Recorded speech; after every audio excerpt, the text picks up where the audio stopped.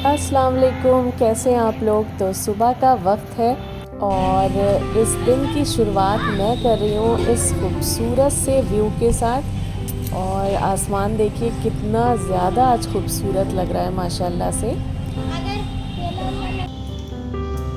और मेरे हस्बैंड भी दिल्ली से वापस आ गए हैं, वो दिल्ली गए थे। तो वहाँ से देखिए बेटी के लिए ये खूबसूरत सी शर्ट लाए हैं और बच्चों के लिए कपड़े, और मेरे लिए भी सूट लाए हैं जो बहुत ही ज़्यादा मुझे पसंद आया। बहुत ही खूबसूरत सूट है। तो ये देखिए, ये है पीच कलर का है और इस पर रेशम वर्क है और कपड़ा इतना ज़्यादा लाइट प्योर टिशू कॉटन है। बहुत खूबसूरत सूट लगा मुझे ये। तो वो हम सब के लिए गिफ्ट्स लेके आए हैं वहाँ से। नाश्ता वगैरह हम लोगों का हो चुका है क्योंकि हस्बैंड बहुत ही सुबह सुबह आ गए थे, मेरा ख़्याल 4 बज रहा होगा। और बस फिर यहाँ पे हम लोग, बच्चे भी उठ गए थे तो सब अपना अपना जो गिफ्ट्स हैं वो देख रहे थे।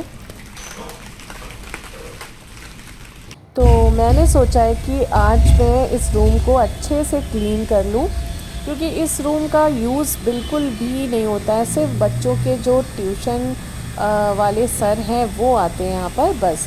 उसके अलावा हमारे जो फ्रेंड्स और रिलेटिव्स हैं वो सब हम लोग अंदर ही उनको बिठाते हैं, बरामदे में, रूम में। इस वाले रूम में, ड्राइंग रूम में बिल्कुल नहीं कोई आता जाता है। तो यहाँ पे बहुत सारा काम भी होना है। सबसे पहले तो यहाँ पे सीलन का कुछ इलाज करना है, बहुत ज़्यादा सीलन आती है यहाँ पे। तो आज मैंने सोचा अच्छे से सारी विंडोज़, इसके डोर सब वॉश कर लेते हैं। और भले यूज़ में ना आता हो ये रूम, लेकिन फिर भी साफ़ सफाई रखनी चाहिए। और जब बनना होगा तब बन जाएगा जो भी इसमें कमियां हैं। और आपको पता ही होगा कि हमारे मज़हब में बोला गया है कि सफाई आधा ईमान होती है। और दुनियावी तौर से अगर देखें तो भी सफाई की बहुत ज़्यादा अहमियत है। मैं ये कहना चाहूँगी कि सफाई सिर्फ घर को खूबसूरत बनाने के लिए नहीं की जाती है। ये हमारी सेहत, हमारे दिल, हमारे दिमाग और हमारे जो पर्सनैलिटी है उससे पूरी तरह जुड़ी होती है। अगर हमारा घर साफ़ सुथरा और मैनेज रहता है तो हमें बीमारियां कम लगती हैं, हमें घर में सुकून महसूस होता है, एक रिलैक्स फील होता है। और कोई ये डर नहीं होता है कि अचानक से अगर कोई मेहमान आ गया तो हमारा घर कैसा लगेगा। और दूसरी बात ये भी है कि हमें खुद के लिए अपने घर को साफ़ सुथरा रखना चाहिए, ना कि दूसरों के लिए। लेकिन ये होता है कि जब कोई आता है और आपका घर साफ़ सुथरा है तो जो आएगा उसको भी अच्छा लगेगा। लेकिन सबसे पहले क्या है कि हमें अपने आप के लिए अपने घर को साफ़ रखना है, मैनेज रखना है। और छोटी छोटी जो सफाइयाँ होती हैं उनको रोज़ करते रहना है, ताकि हम पे एक बोझ ना बने कि बस इतना सारा बोझ बन जाए कि उस सफाई के नाम से ही डर लगने लगे। वो कहने का मकसद ये है कि रोज़ थोड़ी थोड़ी सफाई करें, एक डस्टिंग की आदत बना लें। अगर आपके रूम में सामान ज़्यादा है तो उसको 2 दिन में आप बांट लीजिए। एक दिन आधा डेकोरेशन के सामान की डस्टिंग कर लीजिए और एक दिन सोफ़े वगैरह अगर ज़्यादा है तो उनका रख लीजिए। और मेरा तो ये मानना है कि चीज़ें लिमिटेड रखें, डेकोरेशन की भी। बहुत से लोग वॉल्स पे, एक वॉल पे वॉल हैंगिंग्स लगा लेंगे, एक पे सीनरीज़ लगा लेंगे। तो इस तरह से भरी भरी मुझे तो पर्सनली नहीं पसंद है। मुझे कम सामान अच्छा लगता है और उतना ही सामान रखना चाहिए जितना आप साफ़ कर सकते हैं। बहुत कुछ भरने की ज़रूरत नहीं है। जितना ज़्यादा आप सामान को भर लेंगे ना, फिर आपको उतनी ज़्यादा मेहनत भी करनी पड़ेगी। और कम सामान में क्या होता है, हमें कम सफाई भी करनी पड़ती है। अब जैसे मैंने अपने इस रूम में मुश्किल से 4 से 5 पीस डेकोरेशन के रखे हैं, जो दिखने में तो अच्छे लगते ही हैं और साफ़ करने में भी कोई दिक्कत नहीं आती। बस उठाए, मैं तो जाके वो वॉशेबल हैं तो मैं जाके सीधे जब भी ड्राइंग रूम की सफाई करती हूँ उनको अच्छे से वॉश कर देती हूँ और धूप में सुखा के और फिर रख दिया। तो इस तरह से सफाई खाली ये नहीं है कि आपने पोछा लगा लिया, झाड़ू लगा लिया, डस्टिंग कर दी। सफाई वो भी है, मेन मेरे लिए तो वही है जो चीज़ों को ऑर्गेनाइज़ करके रखना। ये नहीं कि आपका घर पूरा फैला है, सामान इधर उधर पूरा घुसा पड़ा है, बस आपने झाड़ू पोछा कर लिया, ये हो गई सफाई। मैं बताऊँ तो ये लफ्ज़ जो मैं इस्तेमाल करने जा रही हूँ थोड़ा हार्ड है, लेकिन मुझे फैलावे से सख्त नफ़रत है।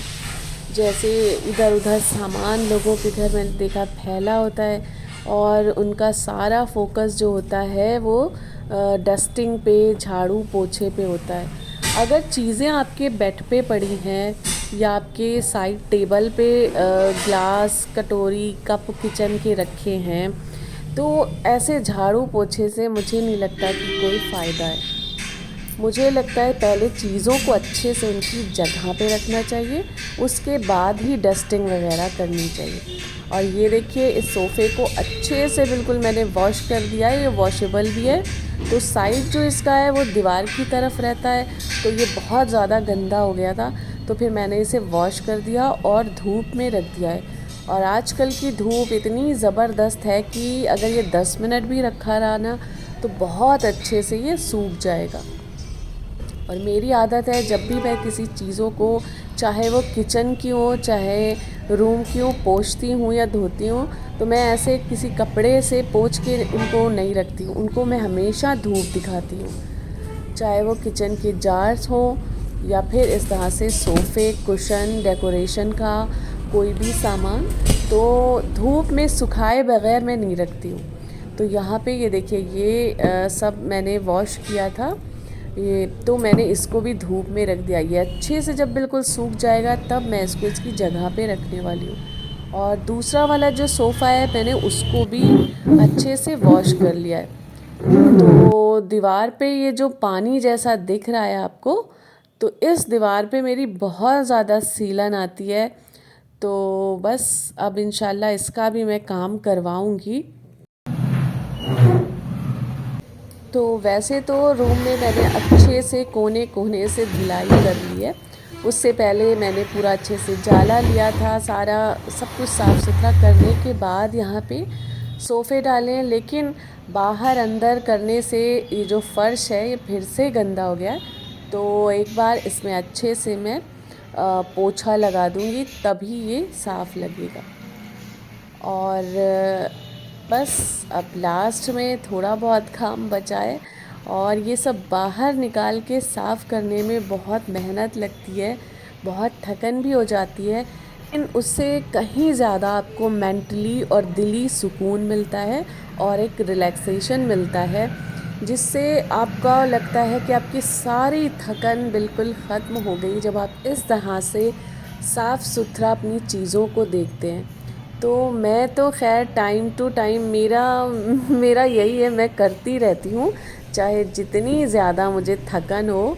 और मुझे अच्छा लगता है चीज़ों को ऑर्गेनाइज़ करके, साफ़ सुथरा करके रखना। तो बस ये सब करने के बाद फिर मैं निकल आई हूँ मार्केट और आज मुझे करनी है थोड़ी समर की शॉपिंग। और यहाँ पे आके तो मेरी आंखें खुली की खुली रह गई कि हमारे एरिया में भी माशाल्लाह से इतने खूबसूरत खूबसूरत प्रिंट्स आए हुए हैं और एकदम प्योर कॉटन है। तो देख के मेरा दिल खुश हो गया और बहुत ज़्यादा रीज़नेबल प्राइस में है।